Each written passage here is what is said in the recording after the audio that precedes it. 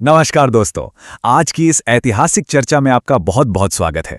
आज हम भारत के इतिहास की एक ऐसी महागाथा के बारे में बात करने वाले हैं जिसमें बुद्धि, अदम्य साहस और एक साम्राज्य के निर्माण की पूरी कहानी छिपी है।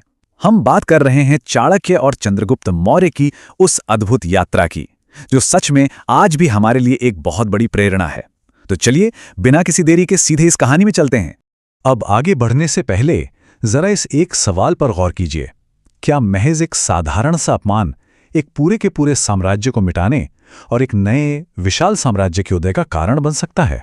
सुनने में थोड़ा अजीब लगता है ना, लेकिन आज की हमारी इस पूरी चर्चा का केंद्र ही यही है। हम अक्सर सोचते हैं कि बड़े बदलावों के पीछे कोई बहुत बड़ी वजह होती है, पर आज हम देखेंगे कि कैसे सिर्फ एक अपमान ने इतिहास की पूरी धारा को ही हमेशा के लिए मोड़कर रख दिया। तो हमारी कहानी का पहला भाग है मगध का अहंकार। आइए उस दौर में चलते हैं।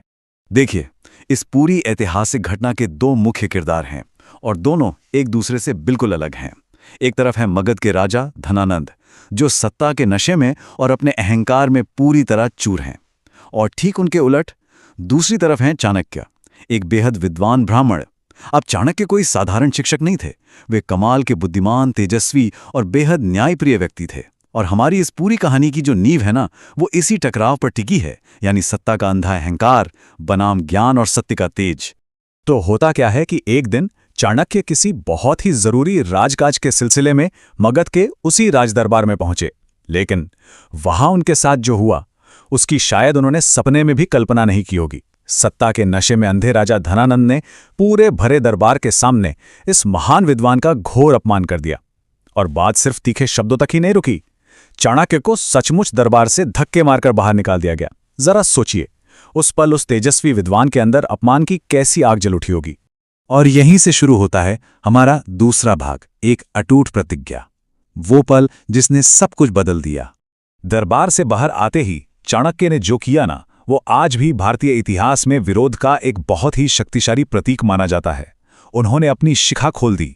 अब शिखा का मतलब है विद्वानों द्वारा सिर पर रखी जाने वाली बालों की चोटी। उस जमाने की परंपराओं के हिसाब से शिखा का खुला होना कोई छोटी बात नहीं थी। ये एक बहुत ही गहरे विरोध, भयंकर अपमान और प्रचंड क्रोध का प्रतीक था। मतलब ये कोई आम गुस्सा नहीं था, ये एक बहुत बड़ी क्रांति की पहली चिंगारी थी। अपनी शिखा खोलने के बाद उन्होंने वो ऐतिहासिक प्रतिज्ञा ली, जब तक मैं नंदवंश का समूल विनाश नहीं कर दूंगा, तब तक अपनी शिखा नहीं बांधूंगा। रोंगटे खड़े कर देने वाली बात है ना? ये सिर्फ गुस्से में बोला गया कोई वाक्य नहीं था, ये उस अडिग संकल्प की गूंज थी जिसने आने वाले समय में मगध की मजबूत नींव को सच में हिलाकर रख दिया था। अपमान के उस एक छोटे से पल ने उस महान उद्देश्य को जन्म दे दिया था जो आगे चलकर पूरे भारत का भाग्य बदलने वाला था। चलिए अब बढ़ते हैं तीसरे भाग की तरफ, एक नए नेता का निर्माण। और यही एंट्री होती है हमारी कहानी के दूसरे महान नायक की, यानी चंद्रगुप्त की। चाणक्य की पारखी नजरों ने एक दिन इस बेहद साहसी और तेजस्वी लड़के को पहचान लिया। चंद्रगुप्त वाकई में कोई साधारण बालक नहीं था। उसमें वो सब कुछ था जो एक महान सम्राट बनने के लिए चाहिए। उसकी आंखों में एक अलग ही चमक थी। बस जरूरत थी तो एक सही दिशा की, एक योग्य गुरु के मार्गदर्शन की। और चाणक्य को नंदवंश का विनाश करने के लिए अपना सबसे अचूक हथियार मिल चुका था। लेकिन देखिए, चाणक्य ने चंद्रगुप्त को कोई रातों रात सम्राट नहीं बना दिया। ये एक बहुत ही कठोर प्रक्रिया थी। उन्होंने उसे युद्ध नीति की एकदम बारीक बातें सिखाईं, राजनीति के वो जटिल दांव पेच समझाए, और सबसे जरूरी बात, उसे एक सच्चा लीडर बनना सिखाया। सालों के उस कड़ी मेहनत, तपस्या और कड़े अनुशासन के बाद चाणक्य ने एक कच्चे हीरे को तराश कर एक ऐसा अपराजय योद्धा और राजनेता बना दिया जिसे हराना नामुमकिन था। तो अगर हम इस पूरे सफर को देखें, ये सब कुछ उस एक अपमान से शुरू हुआ, फिर तुरंत आई वो अटूट प्रतिज्ञा, फिर सालों बाद चंद्रगुप्त की खोज, और अंत में बरसों की प्लानिंग और रणनीतियों के बाद एक विशाल सेना का निर्माण। ये कोई एक या दो दिन का खेल नहीं था, ये एक बहुत ही लंबी, थका देने वाली लेकिन पूरी तरह से फोकस जर्नी थी। और अब चंद्रगुप्त और चाणक्य की सेना मगध के उस अहंकारी राजा से सीधा टकराने के लिए पूरी तरह तैयार थी। और अब आता है हमारा चौथा भाग, नंदवंश का पतन, इस कहानी का क्लाइमैक्स। अब जरा इस बात पर ध्यान दीजिए कि केवल एक बड़ी सेना के दम पर नंद वंश जैसे विशाल साम्राज्य को नहीं हराया जा सकता था। इसके लिए दो एकदम अलग शक्तियों के एक परफेक्ट कॉम्बिनेशन की जरूरत थी। एक तरफ थी चाणक्य की अचूक बेजोड़ रणनीति और दूसरी तरफ थी चंद्रगुप्त की अदम्य शुद्ध वीरता। जब इतिहास का सबसे शानदार दिमाग और एक निडर योद्धा एक साथ मैदान में उतरे ना, तो नंदवंश की वो विशाल ताकत भी उनके सामने ताश के पत्तों की तरह ढह गई। और इस महायुद्ध का नतीजा क्या निकला? नंदवंश का वो पुराना अहंकार हमेशा के लिए मिट्टी में मिल गया। मगध के सिंहासन पर अब चंद्रगुप्त का न्यायपूर्ण शासन आ चुका था।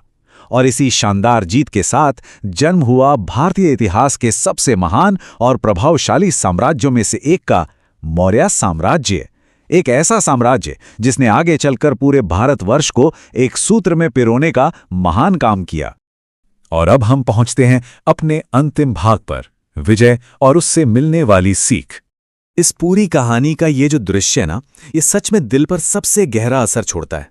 चंद्रगुप्त को मगध के सिंहासन पर सम्मान के साथ बैठाने के बाद और नंद वंश के पूरी तरह खत्म होने के बाद चाणक्य ने एक बहुत ही शांत लेकिन बेहद शक्तिशाली काम किया। उनकी प्रतिज्ञा पूरी हो चुकी थी।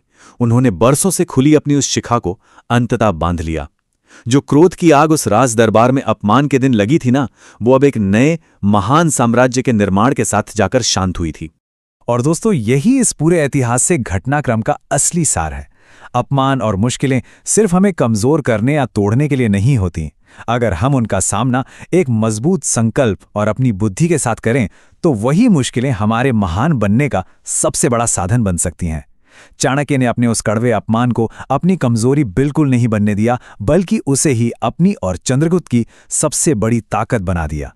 तो इस महान गाथा को समझने के बाद हमारे सामने एक बहुत ही गहरा सवाल आता है। क्या आज की हमारी जो व्यक्तिगत बाधाएं हैं, कठिनाइयां हैं या अपमान हैं, क्या हम उन्हें आने वाले कल की सबसे बड़ी उपलब्धियों की मजबूत नींव में बदल सकते हैं? चाणक्य और चंद्रगुप्त का ये इतिहास हमें यही सिखाता है कि अगर संकल्प सच्चा हो और बुद्धि का सही इस्तेमाल हो तो कुछ भी असंभव नहीं है। इस पूरी चर्चा में हमारे साथ जुड़े रहने के लिए आपका बहुत बहुत धन्यवाद। बस सीखते रहिए और इस महान सीख को अपने जीवन में उतारने के बारे में जरूर सोचिएगा।